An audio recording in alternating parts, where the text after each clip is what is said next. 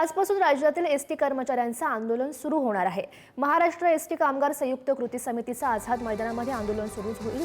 महागाई भत्ता फरक, वेतनवाढ फरक, रकमेच्या मागणीसाठी कर्मचारी चांगलेच आक्रमक झालेत। पेटती मशाल हातात घेऊन एसटी कर्मचारी रस्त्यावर उतरतील। 500 पेक्षा जास्त कामगार प्रतिनिधी यामध्ये सहभागी होणार अशीही माहिती समोर येते आहे। मुंबईच्या आझाद मैदानात एसटी कर्मचाऱ्यांचं जे आंदोलन आहे ते सध्या पाहायला मिळते। मी सध्या याच आझाद मैदानात आहे। खरं तर आजपासून हे धरणे आंदोलन जे आहे ते आझाद मैदानात होणार आहे आणि त्यासाठी आता शेकडो जे कर्मचारी आहेत ते आझाद मैदानावरती आलेले आपल्याला पाहायला मिळत आहेत। एकंदरीत पाहायला गेलं तर वेगवेगळ्या त्यांच्या मागण्या आहेत, आर्थिक मागण्या आहेत। त्या मागण्या ज्या पूर्ण होईपर्यंत आपण आझाद मैदान सोडणार नाही अशा संपूर्ण भूमिकेत हे संपूर्ण कर्मचारी असलेले आपल्याला पाहायला मिळतात।